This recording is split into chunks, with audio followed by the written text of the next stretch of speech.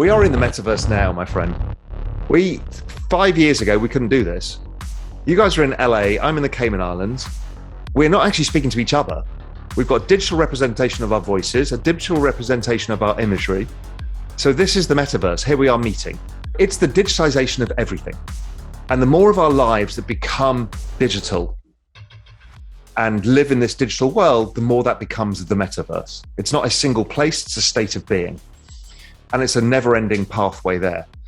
As we build out games, VR on phones, as Apple start launching their VR push, Facebook and whatever they're trying to do, Facebook and VR, all of the other permutations and combinations, just different kind of web experiences that are more 3D and personalized, that don't look like the 2D of Web 1 and Web 2.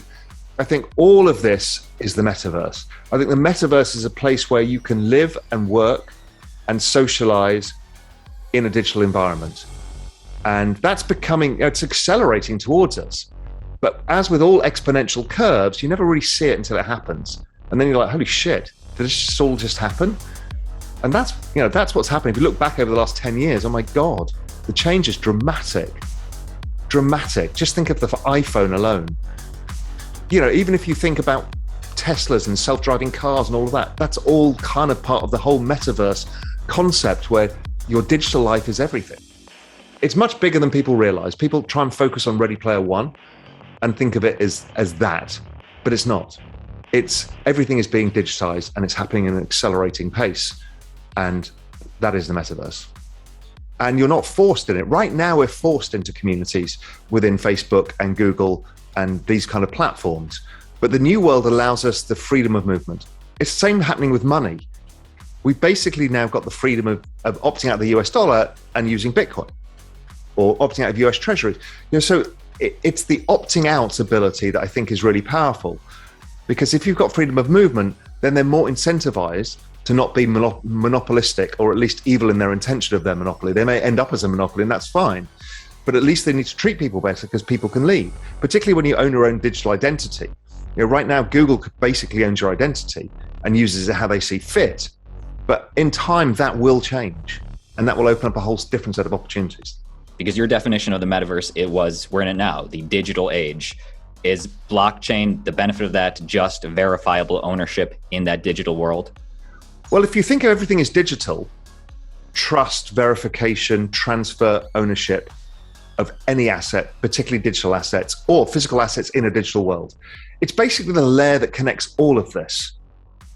Because without it, we're just in a set of games or a Zoom experience, right? But once everything becomes integrated and on a blockchain, everything becomes verifiable. Who we are, where we spend, what we do, the things that we own, all of this stuff.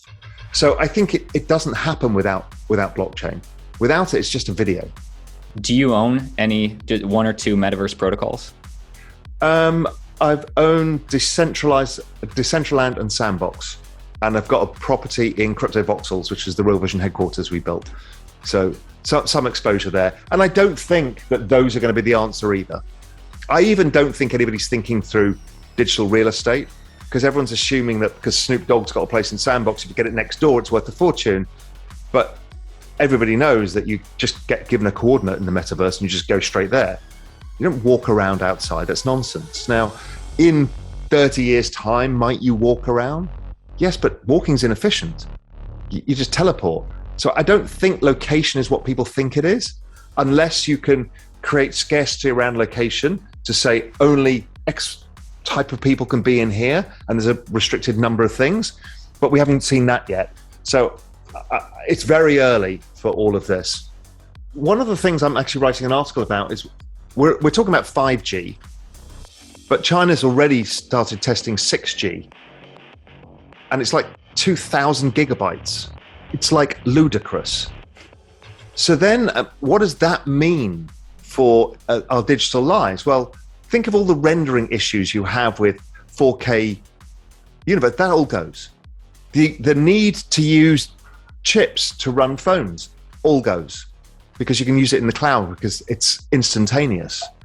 So then that means that your digital state and your physical state can really interact. So, that could be an NFT that you only see when I'm in my Zoom call, as opposed to it being a physical object. So I can design experiences. And, if you think of designing a house interior, many of these things don't need to be physical. They can be digital and they can be integrated. Just that ability, the ability to, right now, you can't get maybe more than a couple of hundred people in any digital experience at any one time. So even in Fortnite and stuff, if you have a concert, even though 22 million people turn up, there's actually about 200 physical avatars that you can interact with. Well, that all goes. So then you're physically interacting with everybody and anybody at scale. Okay, that becomes really interesting as well. What does that mean? How do we do that? Is that VR? Is it on a screen like this? Is it hologram? Hologram's coming. I mean, I was at Coachella when they rolled out the hologram for Tupac, and it was like, that was mind-blowing. And we really haven't experimented much with that.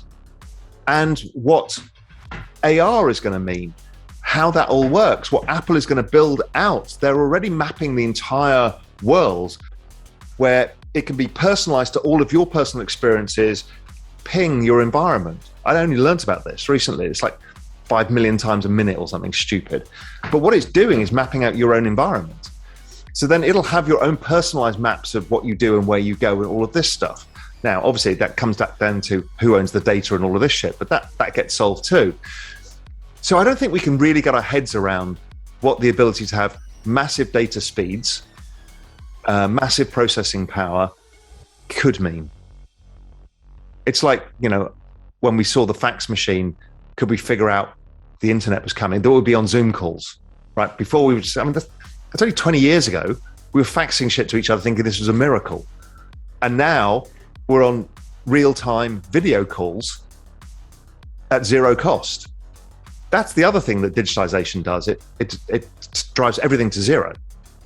Digital is infinite, which is why you need a digital scarcity. If not, nothing works, which is why blockchain is so useful in a digital world, because you stop the infinite element of digital.